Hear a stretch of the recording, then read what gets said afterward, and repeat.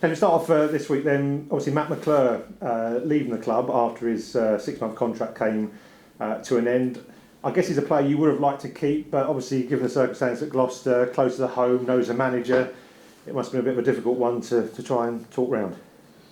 I think that as the season got underway, I mean, Matt, let's be fair, Matt I thought done very well. We knew that there was interest from them a little while back, and you know we spoke. Both of us spoke to Matt and sat down with him, sort of regular intervals really, just to keep. So I was always updated. There was no shocks coming out. It became sort of evident, really, in the last month that they made him an offer that would have made him far and away a mile in front of what we do with anybody. And once you visit that territory, you leave the door open for your better players. You know, your bar gets raised by a player. We're not in a position to raise the bar for everybody. You know, I think we sort of budget fairly. And you know, we said, Matt, look, we'll make you another offer, and we did. And both of us, me and Hack, had sort of regular talks with him. But in the end, there was no way that it could match that. And you know, we, if I'm honest, I don't think he particularly wanted to go. But he's got a young family, and you have to accept that that's part and parcel of what happens in football. And as I said, the offer was, you know, I would say it was a good offer, yeah. Stop. And the club did everything they could. Yeah, you know, everyone done, but the offer was such that really and truly he had to take it. And you look back over the 6 months that he was here, and you know, certainly put a shift in for you. He'd done brilliant for us. There's no doubt about it. He fitted in well. He was someone that we tried to get in the start of the season. We couldn't. He came in. He played in 2 or 3 different positions. He was always willing. Great team member. He had great work ethic. Everything about him was spot on. But you know, when the time had come that he had to make a decision, the club, me and John spoke, and we went back to the club, and the owners were fantastic. They upped the ante, but we still couldn't keep him. So he has to do what's right for himself. I'm pretty sure that if there's any change, then he'll be back in touch with us. We wish him all the best. Been a fantastic servant for us. I mean, he's played for John previously, so John knows him as well. So, no, he was good for us, really, really good. And he's missed in and around the change room as well. Yeah, he is. Obviously, you said about needing to bring bodies in. You've done that today with Andre Boucard signing. Obviously, a player you know yourself very well. Yeah, Andre was at Dagenham when I went back my last time.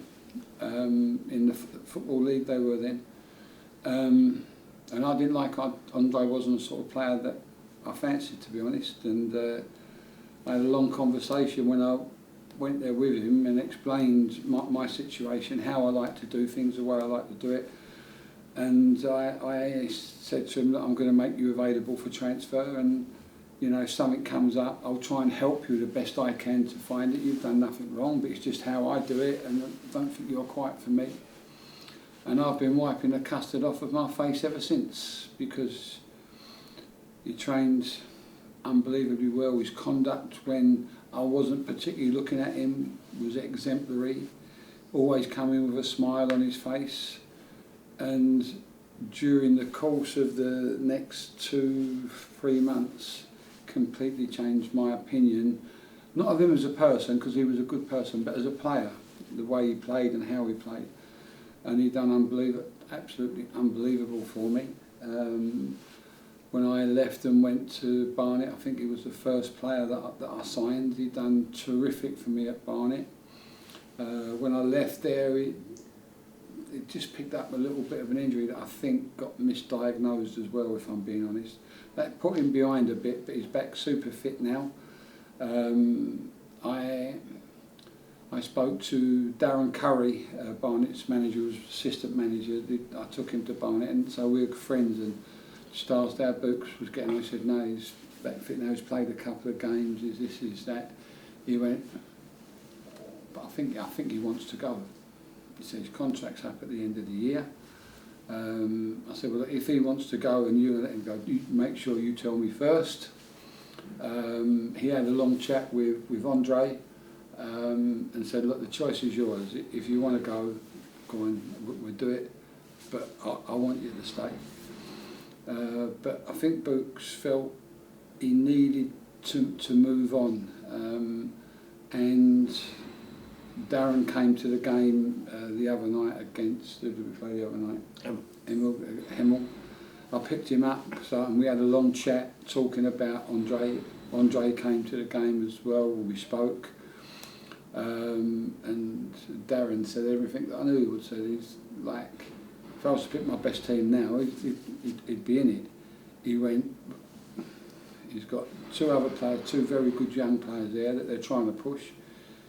He went, and I've said to him that you might not play every game, and he said, no, I'd sooner move on. He said, but I've just come to say he's still in top class shape. He trained yesterday. Very infectious. Yeah, very infectious. He's a bit like having George in midfield. Absolutely. And you know what? You know from other players as well, other players during and after training that don't know him, saying, oh, what a player. And we had a long talk with him, and once it became known he had quite a few options. But I'm not saying because of me, but I was obviously an influence because he's played for me. He decided to come here. We spoke to the club over the last couple of days. Good again, to Terry Dewar.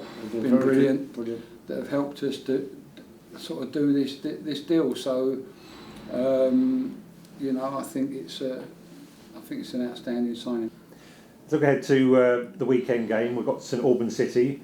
They scored an injury time equaliser last Saturday to get themselves out of the bottom two. So how do you see that one? It'll be a tough game. You know, they've made some signings. We believe they bought someone on loan from Barnet as well. Yeah, bought one of the young lads in. And he's got one from Luton and another one as well. So it's going to be a tough game. He's obviously reshuffled the pack. He's got his team a bit more organised, a bit more up and at it. So we know what to expect, and we're going to be ready. We're on this sort of mini run, even though the two games have been draws.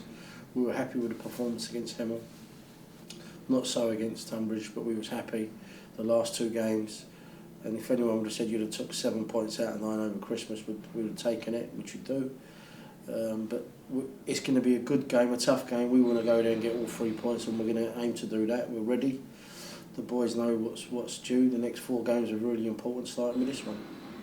Tuesday night you're able to bring Sadie Khan back into the squad. Is there anyone else that's been on the injury list that might be in with a shout for?